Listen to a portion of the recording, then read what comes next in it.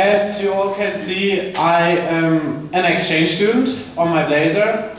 And first of all, I really want to thank everybody that donated to make the trip for Caroline possible, because she's an amazing girl and sometimes life catches up and not everything goes there, but there is what I experience is Rotary. It's an international, it is an awesome network, and if you need something, Rotarians are always there for you. So thank you for that in the first place.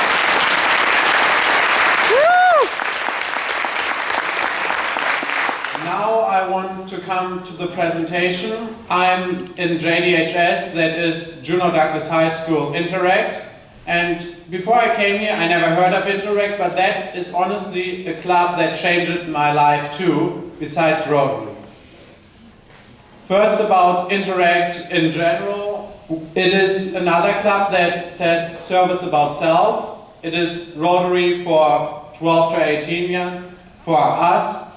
And there are over 1,000 clubs in over 100 countries, and what it really promotes is leadership with the people. And that's why I'm standing here and not somebody out of my club. The plan was we have 2 people at science fair, we have 3 team captains of the sports. Somebody would have free time and could go here. No, not really. They go to state, they go to region. They want state science fair, I know, down in Washington. So what the choice was, hey, who's going to Ketchikan? Yeah, you hold the presentation.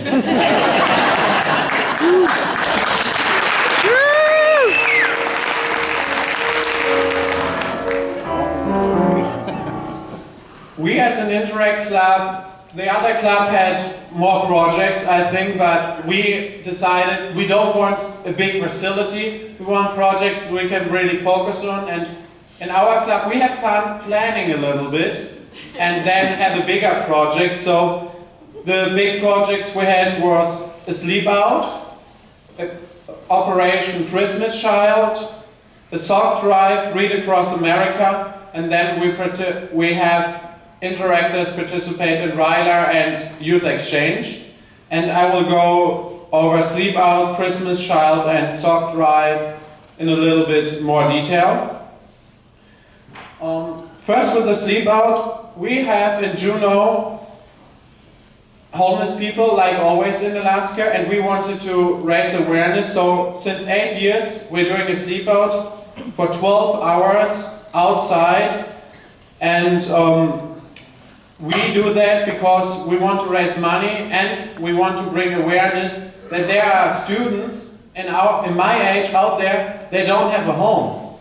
They sleep wherever they can find a place to sleep, and you can imagine if you go to high school, but you're going out of high school and the first thought is, where do I sleep tonight? You don't do your homework. And because of that, your grades getting bad. The teachers say you should learn more, but it's not possible because you're thinking about where do I sleep, what do I do, and you can't focus in school, and that is a really sad fact. Because of that, they don't get the higher education and they don't come out of their habits and have a way harder life. So what we do with that is we sleep out. We have 201 registered families in transition, what means 201 homeless students just in Juneau, and that really takes away from their time. And what we do is, what that means is that they can't sleep in there. And what we do is we went in November in Juneau. You know, Juneau is southeast, the weather was horrible. We, from 6 p.m. to 6 a.m., sleep outside. We were 19 students, the temperature was in the tens, and of course, the weather liked us, it rained. There are some pictures. We went outside, made a couple of signs, and we went to Safeway. Safeway in Juneau, they are the only shop that's allowed us to stand before there, raise awareness and get donations. here are we again with signs, and that is what we slept in that night. Card boxes. That is what a lot of homeless people sleep in. It is no joke. And especially in Alaska, where it gets cold, a card box is not enough. You're cold in the night, you don't sleep good, your grades go down again. And here are we again with building signs. And that are the people that did it more than once. So there are some students that now have the 4th year of sleeping out, do that stuff. And there's one big reason: we need awareness. And here's another picture. This year, the first time we had a dog. The years before, we didn't have a dog. So there were people that came and throw eggs at us or throw firework. And that happens to homeless students. If you want to sleep and somebody comes and throws eggs at you, firework, you can't sleep. And this time, the first time, we had a dog and they stayed away. Unfortunately, not every homeless person has a dog. So what we did, we got pledges and donations. We set our goal for $1,500. We actually raised more. We had community awareness, we had it in the radios, we had it in the newspaper, and where that money went to is the Glory Hall, what is our homeless shelter, where people can go get a warm meal, and it went to Students Fund, what buys for homeless students the stuff for school, clothes, and everything else they need. And I really think that this is a project we do, and after that, we feel terrible in our bodies, but really good in our heart, because we know we raise money and we do something for students that could be us.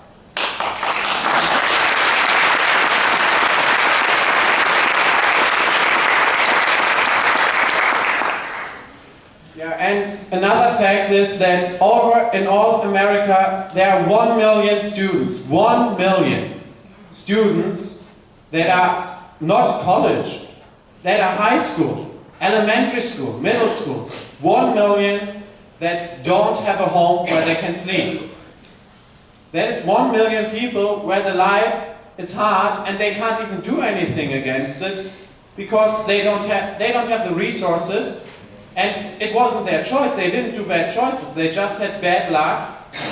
And I think this number is way too high, and I think you all agree, you're Rotarians. Yeah. And if you go back to your community, I would beg you, bring it to awareness and talk about it, because if you change the life of one kid that is homeless, it can really make a huge difference in this one life, and then later in other lives. So I think the next thing is the sock drive. That is our international project, one of our international projects. And we're collecting socks every year and send them to orphanage. Half of them are around the world, half of them are in the United States. And a pair of socks, for us, it's a normal thing. I don't know, 50 different pairs of socks, even more, but there are children out there that don't have one single pair of socks. They're barefoot, or they have to go in ragged shoes and don't have any socks, and their feet hurt. And so one pair of socks can make all the difference in the world. It can mean I own something, I am special. And to give this feeling, our club is always once a year raising socks. And this is a photo, and there's a really great thing what our Rotary Club that sponsors us did, and that is what I would like you to do if you have the chance. If Interact comes to your Rotary clubs and they have a thing where you don't fundraise money, you all know Happy Bucks. We did Happy Socks.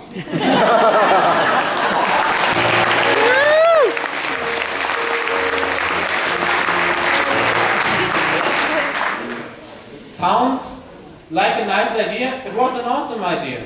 We nearly raised 900 pairs of socks, and a lot of them came out of the Rotary meetings. And this is something where a club, it is easy.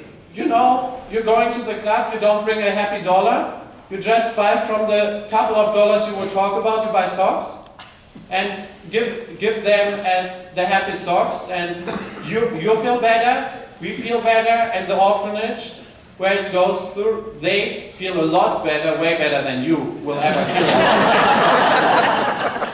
So that is how a club easy can participate in interact without even say you should do that, you should do this. Just help out when you know you can help out a little bit. And the last project that we did that I want to talk about is Water for Life. And it is another project. We did fundraising because we really feel I'm living in Juneau and our club is in Juneau. Water, we have enough. Maybe have a little bit too much. But there are regions in the world where people don't even have a small bottle of water a day that's clean. We can just go outside, open our mouth, look in the sky, and we have even more than water.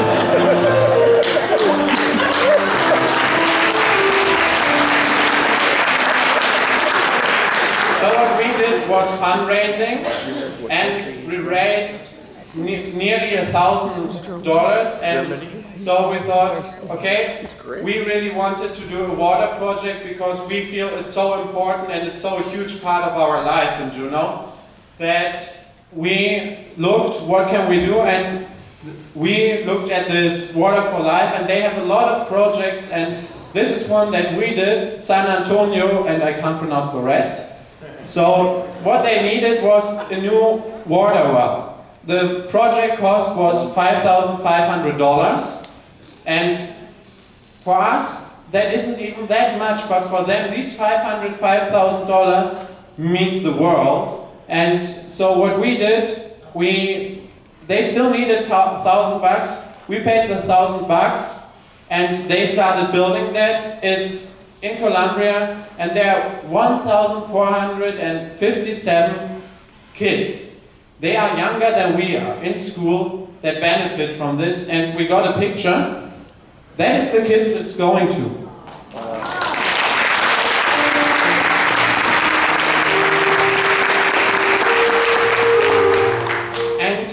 Our officers, they're really smart people, so they thought, we raised a lot of money, but more money for a good project is even better. So what can we do? We went to the district and said, could you match our grant? And they said, we're happy to do that. You're an awesome district. With this, we could do a second project feel even better for our Interact Club. And what the second project was, rain catchment for rain to catch it, new latrines, hand washing station. The cost is higher, but they didn't have anything before they came, before they started building. So for them it was even more essential.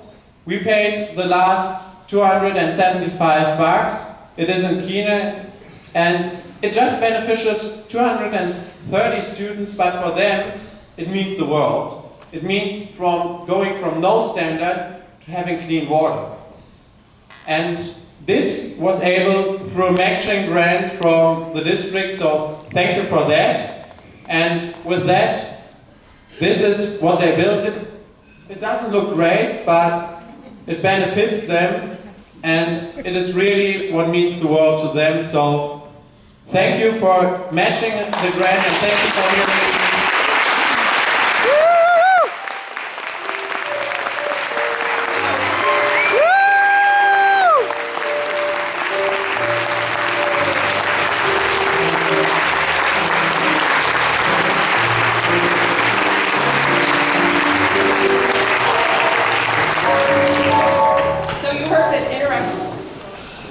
So you heard that Interact clubs are self-directed, they choose their own projects. Clearly these two clubs are different and they've chosen their own projects.